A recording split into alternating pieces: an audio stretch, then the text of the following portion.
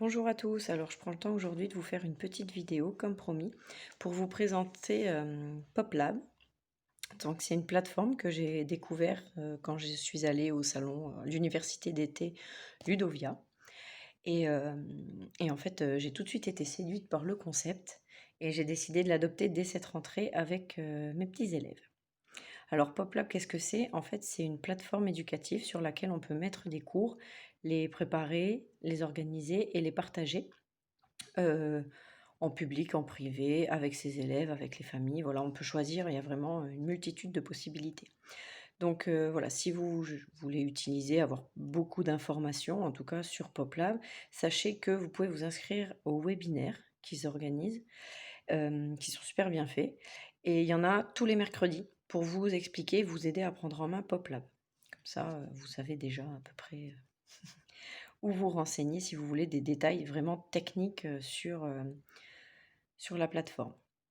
Donc quand vous allez sur le site, c'est pas compliqué, vous allez sur Google, vous tapez PopLab et les 2 premiers liens, ça vous mène directement là-dessus. Donc d'abord, vous tombez sur une page de présentation de PopLab avec une vidéo. Donc la vidéo, elle est quand même très centrée sur le secondaire parce que PopLab a été au départ pensé pour eux, pour les profs, du secondaire qui devaient partager à des classes de différents niveaux, des cours très différents, d'un niveau à l'autre.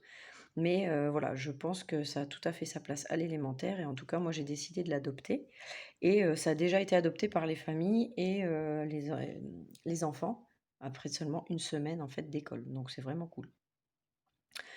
Donc voilà, si vous voulez tout savoir, PopLab, vous pouvez créer vos cours, mettre un titre, des descriptifs, vous pouvez les personnaliser avec des vidéos, des images, des photos, du son, donc de la musique, de l'audio. On peut mettre, des pièces jointes, des liens. On peut vraiment partager plein, plein, plein de supports différents.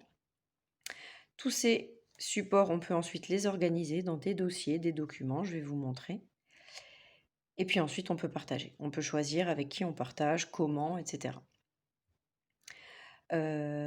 PopLab donc c'est, une plateforme qui a eu 1 an quand j'étais à Ludovia, c'était son premier anniversaire.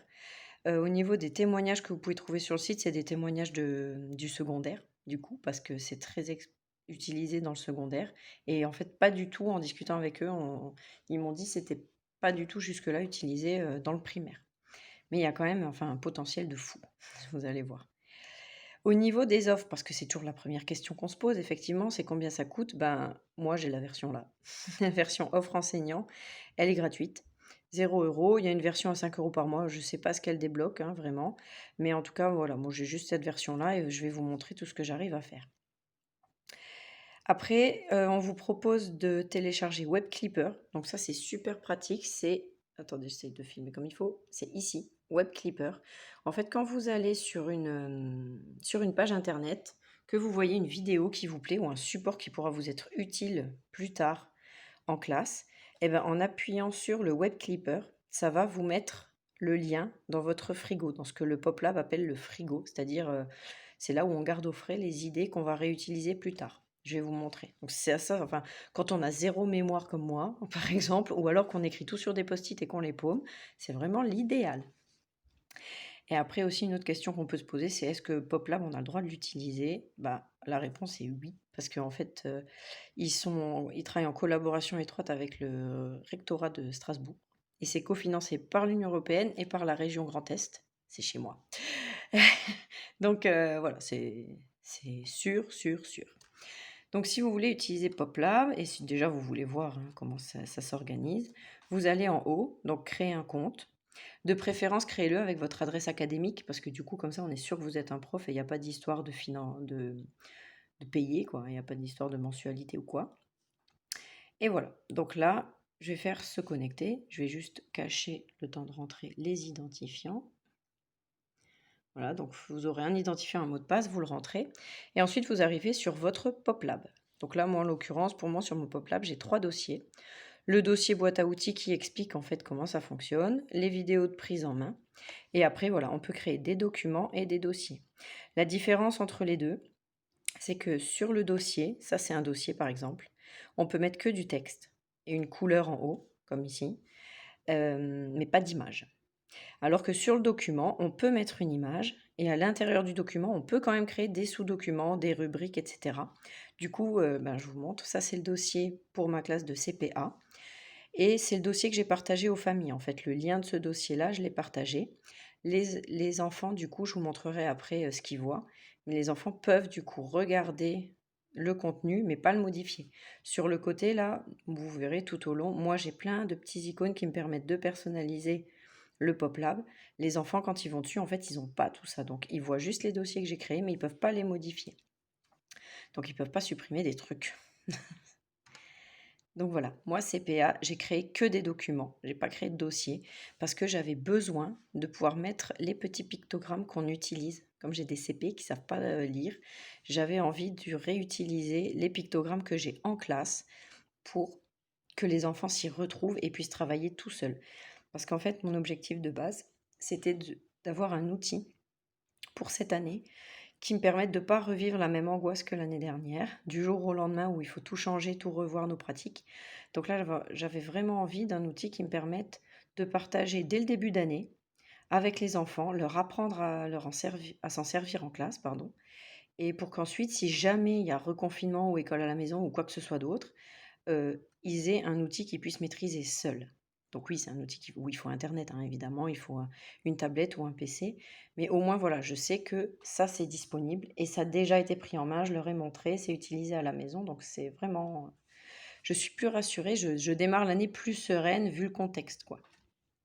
Alors vous allez me dire, c'est comme un Padlet. Donc oui, en fait, en gros, c'est comme un Padlet, à la différence que pour moi, c'est vachement plus intuitif et vachement plus organisé qu'un Padlet. Pour la simple et bonne raison que c'est moi qui mets les images et je choisis l'organisation. Un Padlet, au final, selon l'organisation qu'on prend, sur l'écran, il y a une multitude d'images, une multitude de choses. Pour un enfant, c'est hyper polluant, en fait. Il ne sait pas où regarder, même s'il va au bon endroit, il ne va pas réussir à trouver, même si on met des jolis petits titres et tout. Là, c'est hyper visuel, organisé comme moi je veux. Si je dis aux enfants, on va faire du langage oral, ils cliqueront sur langage oral, ils iront chercher l'info. Du coup, voilà, pour vous montrer en gros comment que c'est, j'ai mis donc en gros, j'ai mis les disciplines qu'on utilise, mais on peut tout à fait, si on a des groupes de niveau, organiser et créer des documents, par exemple, groupe d'APC ou groupe A, groupe B, etc. Chacun peut organiser comme il veut. Là, par exemple, aussi par rapport au Padlet, c'est que donc les enfants vont choisir la discipline qu'on devra travailler. Donc soit à la maison, pendant l'enseignement à distance, ou même en classe, parce que du coup, je peux stocker les liens, les vidéos que je veux leur projeter, tout est bien organisé. Si je vais dans phonologie, par exemple, ici en haut, les enfants voient tout de suite le menu. Donc là, c'est le début d'année, il n'y a pas beaucoup de rubriques, mais vous voyez en dessous, il y a la rubrique des alphas. Si je descends, il y a la ligne du son A, etc., etc. Donc je vais créer en fait sur mon PopLab, grâce à ça là, tac, sur les petits traits, je fais ajouter une section, ça va ajouter un trait comme ça, et en dessous, je vais pouvoir ajouter des informations. Donc là, si je remonte, ça c'est la ligne des alphas. Maintenant, si je veux rajouter quelque chose dans cette ligne, je clique sur le petit plus et j'insère le lien, j'insère l'image, j'insère le PDF, j'insère ce que je veux. Et donc les enfants peuvent tout retrouver. Autre chose, là si je leur demande de l'anglais, pour le moment, s'ils vont sur l'anglais, ils retrouveront les vidéos qu'on a déjà étudiées en anglais. En mathématiques, je leur ai glissé une animation, un Geniali que j'avais vu sur le compte Facebook des Noom CP, parce que c'est la méthode que j'utilise. Il y avait une collègue qui a fait un Geniali pour faire le calcul mental. Donc on l'a utilisé en classe. Les enfants cliquent sur le lien et ils peuvent le voir à la maison et du coup le réutiliser. C'est vraiment... ils s'y retrouvent comme à l'école, quoi. C'est tout comme à l'école. Donc tout ça, c'est la partie sur le labo. Parce que votre PopLab, comme je le disais tout à l'heure, il s'organise en deux parties. Le labo, donc ça c'est ce que vous mettez en ligne, que les enfants peuvent voir si vous leur partagez le lien.